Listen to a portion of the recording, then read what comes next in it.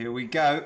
Hello, Serge. How you doing? Great. I'm great. It's morning here in Southern California on the coast.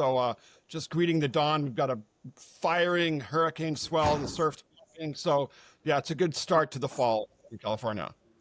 That's one way to make everyone jealous who's listening in. That sounds absolutely dreamy. Hopefully, you've been in. Yeah, I just came back from Mexico and scored gorgeous hurricane swell down in southern Baja California in a very remote area where, because of hurricanes, the landscape looked like tropical forest in what is normally a dry desert. So it was wonderful chance to reconnect with the work that WILDCOAST does across the Pacific in California and Latin America. Fantastic. Well, we'll do our best not to turn this into a surf podcast, but it could easily happen. We're actually here to talk more about kind of you and your and the story behind Wild Coast. And before we really dive into kind of what Wild Coast is, I'd love just to kind of get a little bit of a flavour of your background and kind of, what you've done in your career that's led up to the Wild Coast, and at what point did it start? And then we'll dive into the juicy detail of what that's all about. Yeah, so I grew up in Southern California, Los Angeles, and then right on the US-Mexico border in a town called Imperial Beach, California. But the defining sort of thing of my life is that both my parents were immigrants from Europe. My mother survived the Blitz in London, and so her memories of wartime England and then a coastline covered in barbed wire and then a life next to the seaside after the war really sort of like fixed in my mind in terms about the importance of access to the coast and the beauty and importance not only for the ecology of the coastal area, but also just in our own lives, right? The culture of the importance of us being in the sea, right, in the ocean. And then my father's family escaped the Holocaust in Europe, and my dad came to America in the 90s. And again, his memories of freedom in the U.S. were being on the beach in New York, and then later in Southern California. We realized that, you don't have to be a billionaire to be on the beach. Everyone's equal at the beach, right? And so that turned into, that's with that sort of experience, my dad got a job in Central America in the 1970s, and we drove our van. We were the original hippie family living in a van, driving to El Salvador, Central America, right, with our dog Shadow, and basically just living in these very remote areas with indigenous people and fishing communities from Baja California all the way down to through Oaxaca, Chiapas, and then Guatemala, and then El Salvador, right? So that experience living in these wild areas with people living on the land really sort of opened my eyes to really the idea of what nature is and what nature can be, but also how we protect nature, and the idea that ultimately to save nature, we need to work with people to do that, right? And so that sort of background and sort of exposure to living in the global south and really living on the global south. So literally being on the US-Mexico border. The border fence was my backyard, essentially. We grew up surfing on the border, and I helped protect all the open space around our city, our small blue-collar, working-class coastal city of Imperial Beach, which is surrounded by an estuary, the wetlands of South San Diego Bay, and then the vast Pacific Ocean to our west. And ultimately, my childhood and teenagehood and college years were spent helping transform all of that area, which was proposed to being turned into a yacht marina, multiple yacht marinas and high-rise buildings. We turned into 2 national wildlife refuges and a marine protected area. So we happened to protect all of the open space around us. And today I get to see that, the benefits of that, and the thousands of migratory birds, the sea turtles we have, the dolphins, and of course, the blue superhighway off our coast, one of the most important ocean migratory corridors in the world, going from Alaska all the way down to the Galapagos. So we see blue whales off our coast, humpback whales, gray whales. We have whale sharks when the water gets warm, and schools of tuna that are traveling further south. So it's an extraordinary place to grow up, but also really rooted in this idea that being on the US-Mexico border, that to work on the management and conservation of these areas, we have to work binationally, biculturally, in 2 languages, English and Spanish. And then really that's a bridge to then going further south into these remote wildlands of Baja California. And I'm doing my PhD at the University of Texas at Austin, a proud Longhorn, in geography, on really looking at how these vast lagoons in Baja California, this wild peninsula south of California, were being protected and managed, and the role and how the gray whale, a species once it's almost near extinction, came back from extinction thanks to the protection of the Mexican government, and then all these local whale watching guides that live off the grid in remote Baja California. So sort of with that experience, I got my start and foundation in conservation, working for the Nature Conservancy developing national parks in Mexico. And really the idea to start Wild Coast in 2000 with a biologist named Wallace J. Nichols, who was a sea turtle expert.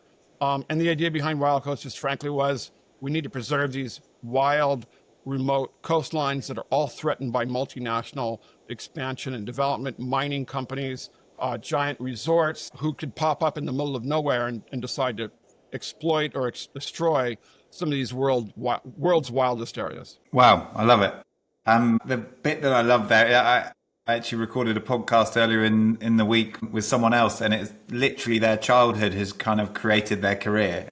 That very similar story, a lady called Joanna Yarrow, who was brought up in a similar way, less on the beach, but more, brought up in that sort of hippie lifestyle, living in the woods in England, understood nature, understood what it was like to kind of live in a special place and protect nature, was sort of ingrained in her. And she went on to be the global CSO of IKEA, which is all about trying to affect where we live and how we live. And, they've got ambitions to affect 1 billion people in the world and have a positive impact on the planet through how we live. And now she's got her own startup called Human Nature, which is building whole villages and towns. So I love drawing those stories, and then, very similar parallels to yourself, that you kind of grown up traveling and understanding nature firsthand by kind of experiencing it and seeing the ocean as your playground and playing in it and valuing it. And that's such a big part of where Blue Earth was born, is that very simplistic view that if you value the planet as a result of playing in it, actually we're shared. It sounds like if we're not working, we want to be in the ocean surfing or swimming or sailing or whatever it may be. If you have that healthy connection with the planet, you tend to kind of see sustainability as second nature. It's just ingrained in you to want to protect what you love. And that's always been a big pillar of Blue Earth, which is to inspire more people to get outdoors, get up mountains, get in the ocean, really value how special this planet is, and then do your bit to protect it. And the way that we protect it can kind of come in so many different formats. And we do a lot of work in helping grow companies that are going to disrupt and change systems that are going to have a positive outcome. But in this case, you've gone down, if I'm right, down the sort of charity route, and then focusing on Wild Coast. So unless I'm totally wrong there, let's dig into Wild Coast and exactly kind of what does that look like today? Yeah, so 25 years after we two guys with PhDs and really no money and cell phones, this is back in 2000 when things were a little differently, and email addresses, basically working out of a copy shop, raised money with very generous donors to really focus on protecting a place called Laguna San Ignacio Laguna, World Heritage Site, a gray whale birthing lagoon, where also you find sea turtles. So, 25 years after doing that, working with local residents to stop the Mitsubishi Corporation from destroying the area by building a giant and vast industrial salt mining operation. 25 years later, we have 30 staff, multi-million-dollar budget, and then really projects extending across the Pacific from California down to southern Mexico. And we've helped preserve about 15 million hectares of globally important ecosystems in partnership with the Mexican National Park Service, California State Department of Wildlife, and of course, local communities and corporations. So it's very much a model of carrying out conservation from the ground up or the water up, really identifying these special places, whether it's a gray whale birthing lagoon or seagrass beds off San Diego, where we now have marine protected areas. And I can go out in 15 minutes from my house, go swim with taupe or soup fin sharks, which is extraordinary. In the morning, just my morning workout. So we've seen these animals come back, or these vast beaches in southern Mexico and Oaxaca, where you have indigenous communities, but you also have 1 million turtles. Olive Ridley turtles lay their eggs every year. So that's really the legacy. When I started in 2000, clearly climate change was just being known as an issue. And 25 years later, natural climate solutions and restoring these, what we call blue carbon ecosystems, is the sort of DNA of what we do, right? So it's really the heart and soul of what we do, working with people to restore our coastal wetlands, seagrass beds, coral reefs, and in Mexico, coral reefs in Mexico, and as well as mangrove ecosystems, and working with communities to do that. That's the key challenge of our time, and Wild Coast has really been focused on that. So that's a big part, is kind of getting community buy-in. Because if you get community buy-in, then the kind of anything you implement has long-term sustainability, in the sense that the local people pick it up and it doesn't require kind of as much hands-on. Is that the kind of thinking that if you can educate people and support them to do what needs to be done, then it's more likely to happen? Yeah, and when I was a kid in the 1970s, it was we were all operating under this sort of, I guess, bipolar world. You're either for the environment or you want to destroy the environment. Or if you're an investor or developer, it was, I'm going to make money, and then the hippies are on our way, right? And what I was attracted to about the Blue Earth Summit, and while we'll be there giving a panel, is because I think it's, especially in the UK, you see this grassroots movement.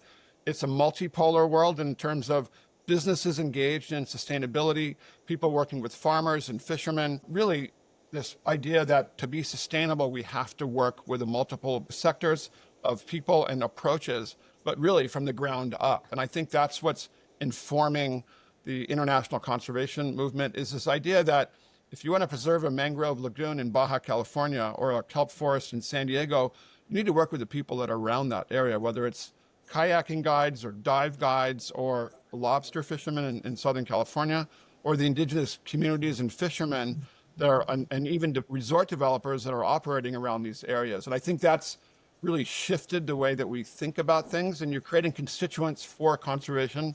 One of the things we'll be talking about in London at the Blue Earth Summit is how that's led to the management and conservation of these vast areas, right? By creating these networks of people making a living from the environment, you can help protect these larger landscapes that are disappearing worldwide. Amazing. And just interesting to kind of, you've been in this conservation space, certainly in the ocean space, for a long time. I think you're sort of referencing since, going back to the 70s. How have you seen behavior change in this area shift? You were talking about that sort of bipolar side of things. You're either on one side or the other. Have you sort of, has it got easier for you, or have the challenges just changed? Look, it's always hard. And I tell our young staff, who said it was supposed to be easy? This is supposed to be challenging work. It is challenging. And sometimes people are like, oh, it's hard. And that's what it is, hard work. But first, it should be fun, because you should be immersed in the environment. If you're not enjoying the work, don't do it. But second, what I think has changed is there's just more opening to have these discussions and alternatives. So you can work with, for example, a developer to say, hey, let's pull back your footprint. We can restore this area you're going to develop as coastal wetland. You can support a community-based mangrove restoration project or even a seagrass restoration project. We can have development and we can have conservation. We can have a nexus where people can figure out how to make this work. And that really happens on the ground. And I think that approach, whether you're working in Cornwall with farmers to restore an oak woodland, or you're in Mexico working with indigenous communities to protect sea turtle nesting beaches and ocelot habitat in the tropical rainforest. At the end of the day, it's about compromise, negotiation, and looking for alternatives that work for everybody, because being purist is going to cut it in the field. And so that's where we have to find that middle ground. But from the government side, and I think the private investor side, it's just a very different landscape than it was when we started, when we had polar opposites. Although now with the Trump administration, clearly that's changing back to the old school model. Yeah. I love what you're saying there. And, there has to be a level of pragmatism that, humans are going to want to continually progress. There's always going to be an appeal to kind of live and be close to the sea. And there is a reality that we can't necessarily stop a lot of that, but there are ways that we can do things better. And that feels like you're in that position going, right, well, actually, let's get both sides of the table here and get everyone around the table and come up with a plan that's going to work for everyone. And importantly, the ocean and the local environment, which sounds fascinating, and clearly puts you in a position where you're most passionate, which is protecting what you love. So what it is, obviously you've been doing this for 25 years, clearly growing an amazing movement around Wild Coast with a really clear kind of vision of what it is that you're doing. What's the kind of mission that you're on? Where are you trying to grow what you're doing with Wild Coast on a global level? It feels like that you're coming over to Blue Earth Summit And I love the fact that you're coming for the reason that you explained, because we are trying to we talk about reconnecting the working world, where we can kind of get governments, businesses, NGOs all working together in unison, not in their own little silos, because we have to work together if we're going to drive collective impact. But the fact that you're coming across the pond, as it were, and you're coming over to the Blue Earth Summit feels like a bit of a signal of intent, and it feels like there's a bit of, there's history and heritage in your family over here in Europe. So yeah, tell me more about the global intent of WildCoast. Yeah. So look, first of all, we're really excited about the Blue Earth Summit. But right now, what I've seen personally over the last 6 months is there's a global realignment going on. And what's happening with the Trump administration pulling out of essentially soft diplomacy and what I call conservation diplomacy in Latin America, pulling out its government funding for mangrove restoration, is that I was at an environmental summit in Panama recently in May. And what I saw was the Europeans have decided that they're here for Latin America, right? So we had the Danes and the EU on cutting deals with the Panamanians, no American representation. I saw that in Mexico City recently. We did an event with the environmental minister, and it was a photo exhibit on the glory of Mexican ocean conservation and water-based conservation. Beautiful images in an outside park. And they invited the entire European diplomatic corps, right, to say, and the environmental minister made it very clear, we need to raise money for 30 by 30. Very little American representation there. So we're seeing a global realignment. Mexico just signed an agreement with the UK for working on climate issues. And so it's important for us to be where the people are who really care about what's happening on a global level. And we see this on our climate agreements and the U.S. withdrawal. So it's very important for us, all of us who care about the climate and our planet, to really be where each other are, not just at the big giant COP30 meetings, which are very hard to attend for many people, but these smaller, more decentralized meetings, and to really connect with the companies and governments and people that are making natural climate solutions and really addressing the climate crisis possible. That's where the magic happens, whether it's in the field or these types of meetings. So you connect people doing real things, and that's what people are looking for right now. They're looking for real impact, real projects, real solutions, no bullshit, right, and getting things done, because that's what we need to do as quickly as possible. Brilliant. Well, that hopefully you're going to find yourself right at home, and I think you'll see. I'm sure you spent a good amount of time over here in the UK, but at the end of the day, we are an island. No one lives for more than 70 miles, or whatever it is, 100 kilometers from the coast. So there is a natural connection to the ocean for most people, and I think what we're trying to drive is, wherever possible, is that direct connection between businesses of all shapes and sizes. It could be large corporates, it could be early stage startups, but ingraining that idea that we need to give back to people and planet wherever we can, and that it can't just be a purely capitalist exercise. There's got to be some positive impact, especially if we're using nature and when you're using resources that are coming from this planet. How can we give back? And actually, you can see on my shoulder there, we've got a really cool partnership with 1% for the Planet. I don't know if you do any work with them, but that's just such a simple way for businesses to be able to offer a contribution via their revenues. They can give 1% of their revenue back to environmental causes that go and do good and protect what we love and what we rely on in order to live. So really, sometimes when you play that back, it's all, it feels like 1% isn't enough, but it's a starting point, it's an intent, and it's creating a movement, and it's that idea of building that collective impact, because no one's going to solve all the world's biggest problems on their own. It's all about kind of building movements and driving change if we're going to genuinely transform the way the world works. So just on that side of things, and a big part of what we're trying to create is an environment where you do come to our kind of events and our series and be part of our community because you want to meet people and do deals.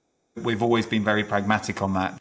If people are transacting under our four walls, then we're happy because deals are getting done and impact's being driven off the back of that. To move that into your world at WildCoast, imagine in order to be able to do what you need to do, you need to raise a lot of money. So how do you approach the fundraising side of things, and kind of are you able to share any kind of metrics of what you have raised or what you intend to raise going forward? Just give a bit of context of WildCoast sort of scale and ambition. Yeah. Well, first, we love 1% for the Planet. I was on a panel with Kate Williams, who'll be at the Blue Earth Summit.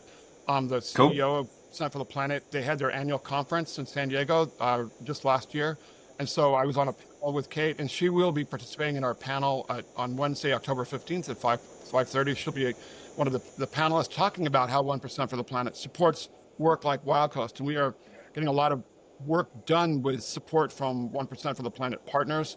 But look, I always tell our staff the conservation is the easy part. The fundraising and the HR organizational management is really the most challenging part. How do you sustain this work? So for us, on part of that, what I call global domination, how do you actually expand your footprint? Really what we've been talking to our donors is we have a network, for example, of projects that involve women's cooperatives or indigenous communities where it's really women running these projects, where they are working with our either indigenous staff or our female staff, women's projects in Wild Coast, really all over Mexico. So we now got funded by the Waverly Street Foundation and a project to basically work across Mexico and support these women-led initiatives to restore mangroves, right?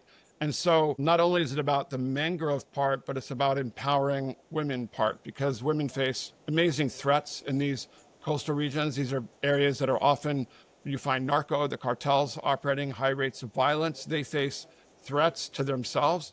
And so not only is it about how do you grow mangroves and restore the mangroves, but also about how do you keep yourself safe? How do you empower yourselves and manage your activities so you don't face threats to yourself and your family? So that's one of the other challenges is as people are empowered and get more active politically, then they face threats from local actors and even regional and national actors. So that's part of that as well. And that's something we've been doing at the biodiversity meetings in Colombia last year, the COP meetings. We worked with women from Colombia, Panama, Peru, Ecuador, Costa Rica, and Mexico, and had a forum just on this issue as well, restoring these areas for women-led fishing groups as well. So this is one of the most important themes, I think, of our times. How do you empower communities? How do you work with people? And then how do you fund that? And I think given what's happened with COP30 in Belém, is always a lot of big high-level meetings, which are important. But the question is, how do you get the money to the field? So at our panel on blue carbon and coastal rewilding, we'll have Amanda Bronkhurst for Just One Tree, a UK-based organization that's been funding at a very small level our projects. They have a big impact at the local level. So Amanda will be there talking about how they're raising money and providing that support to Wild Coast. So if that, for us, is really important, is to identify that you can carry out these projects, but also that small amounts of money as well as larger amounts of money can actually have a big impact in the field and on people's lives and saving biodiversity. Fantastic. And I've got such a clear picture of kind of what you're doing now with Wild Coast. What are the kind of immediate next steps? What are some of the projects that you're kind of working on to push things forward? Yeah, so one of the things that I'm really proud of, it's kind of a signature project, is so the coast of Baja California, imagine sort of like Western Australia, the wildest desert with big giant cactus, but on the most beautiful coastline you've ever seen, with gray whales spouting right offshore, perfect surf, mountain lions hiding in canyons. It's a spectacular landscape. The California condors and mountains further to the east. So, a remnant sort of prehistoric landscape with very few people. But 25 years ago, the Mexican government had planned to build a series of giant projects, marinas and resort developments in the middle of nowhere, threatening what is a globally important coastline in a Mexican national park. So Wild Coast, as a response to that, started buying up the coastline, working with local landowners involved in these collectives, giving fair deals and compensation for their lands. They were being swindled out of the land by these developers.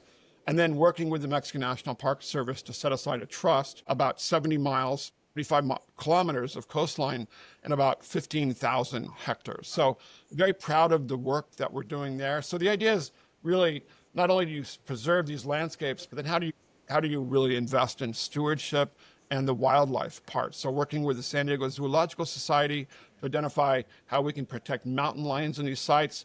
And the same thing in southern Mexico, where we just really are supporting an indigenous community in preserving about 12,000 hectares of tropical forest, an area that is sort of like the Jurassic Park. It's going back in time, where it has a leatherback sea turtle nesting beach, a perfect surf break. The surf size is important, a coastal mangrove lagoon, and then tropical forest to the east. The minute we put camera traps in, We captured photos of ocelot and jaguarundi, and now we're working with a National Geographic explorer, the San Diego Zoo, and UC Davis to identify a tropical cat management plan and conservation plan. So right now, the challenge for all of us is how do we preserve every inch, every square centimeter of green and blue space on the planet? Because what we're seeing is encroachment and the focus of many governments and multinationals to not respect those boundaries of the world's protected areas, but to actually exploit them. And so that's the challenge that we're facing. It's a race against time to make sure that we preserve and restore the remaining places we have and hold the line against what is a coming wave of nature protected area development. Nice. That sounds incredible. And just to give us a bit more of a kind of generic view, it feels as though you've been driving that idea of community buy-in. Is at the very core of what you're doing with WILDCOAST. What is the most, if you were to give anyone a tip, regardless of kind of the sector that they're working on, but just in that environment and protecting the planet and trying to get community buy-in and drive that behavior change from the people within, what would be your biggest tip to anyone else that's kind of out there doing similar things to yourself? First of all, it's not me doing the work, for example, in Oaxaca, but I've been on the ground with our team when we have these conversations. Look, these are not easy conversations. In southern Oaxaca and this region where we have worked with the local indigenous community to have a nature reserve and have worked with the National Park Service to protect 16 kilometers of sea turtle nesting beach. The local community, who are very proud of their sea turtle conservation work, they said, look, if you guys don't do something we like, we're going to put you in our jail, right? Like, they make it really, really clear that you're always being judged. And, these communities have been there for a long time. So you're just the latest interloper to show up. In this one case, we have a kid, Kelvin, who grew up there with a degree in biomechanical engineering. He's a brilliant kid whose father still farms with oxen, right? So it's a remarkable contrast from 15th century technology now to this idea of conservation. But you're always being a politician. You're always doing politics. You're always negotiating and compromising. And just to get that reserve established, we had to have a meeting. Our staff did, not me, with the community. They had to have 500 people. It's like all the decisions are made collectively in a room. They had to call a meeting a month in advance. So it was challenging. So at the end of the day, I tell our staff, you can't escape politics. All conservation is politics. And it's all negotiation. It's all compromise. And you better be always ready to adapt. But it's well worth it. And, when I see people, you see these amazing people and support them to work miracles and to create jobs and opportunities and excitement, that's why it's so valuable and important. But it's clearly not challenging. And for a lot of the younger folks that we're training, we always tell them, this is your enemy. At the end of the day, you've got to be out in the field talking to people, working things out. And that's how you make things happen.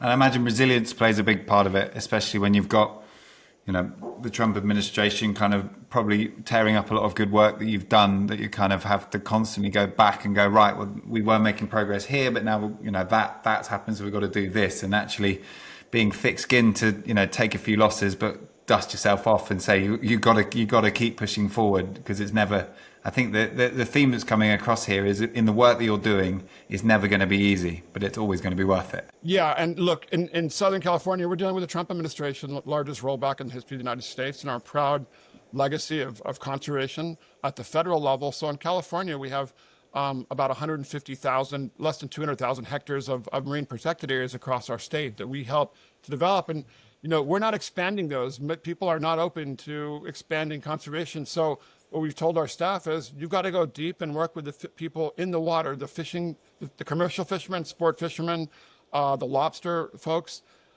We've got camo hats on. Our staff just went to the lobster opening of the lobster season, right? Like, let's go deep and work with the people that are on the water, right? In the water. That's where we're going to make the progress. And they may not agree with you. You may not agree on politics, but you have to work with people. And I think that's what I like about this work, is at the end of the day, people try to find a common ground around a resource, and it's not always going to go the way you want. And you may be disappointed, and it's not a movie, but you've got to keep trying. Nice. All right. Well, we're getting towards time. I'm super excited to have you over here in the UK for the summit in a few weeks' time. I guess just a good way to kind of wrap things up would be what's your ask from the Blue Earth community? You're obviously coming over to kind of get in amongst our community. Who is it that you want to meet, and kind of what sort of deals are you after, and kind of then we can hopefully open a few doors, and hopefully a few people are listening, and we can make sure you have a really valuable time. Yeah, so I think, we've already reached out.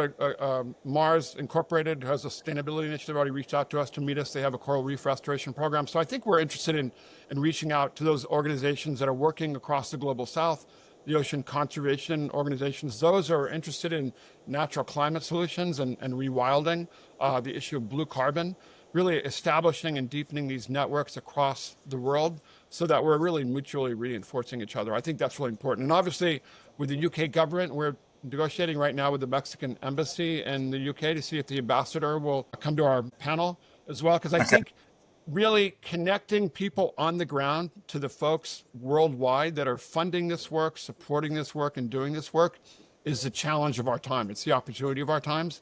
And it's more necessary than ever because, look, we're not getting support from the big guys at the top.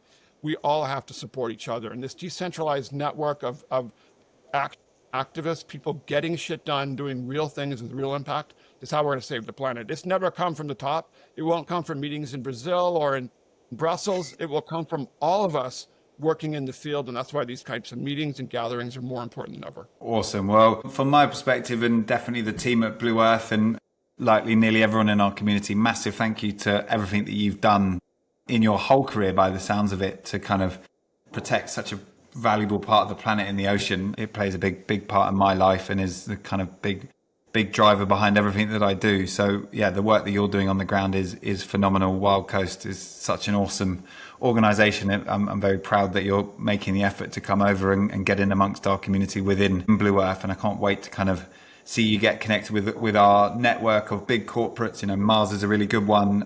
As an example, they're doing loads in the ocean, but there's also loads of our venture members, which are the startups that are fixing problems from the ground up. Some of them have got solutions that are directly benefiting the ocean. So I'm super excited to kind of connect you into that world and make sure you have a buzzing 3 days, and we continue to support you well beyond it. And hopefully there's space in your bag for a board, and you can get down to Cornwall or part somewhere on the coast in UK or Europe and enjoy some of our waves. Yeah, that's the plan. I'll be heading down to see my family in Lewes. So there's always nice. Even hiking the coast path, which is extraordinary. So yeah, I'm very excited about our UK and Blue Earth Summit. And I really think the focus on the blue economy, I think it's really, really exciting what's happening in the UK and in Europe, and this new sort of paradigm of how we can heal the earth and protect the earth, right? I think that's what's happening and what's necessary. And so it'll be exciting to be in London and Cornwall to experience that. Nice. All right. Well, thanks so much, Serge. Looking forward to seeing you in a couple of weeks. Cheers. Yeah. See you guys soon. Thank you. Thank you so much.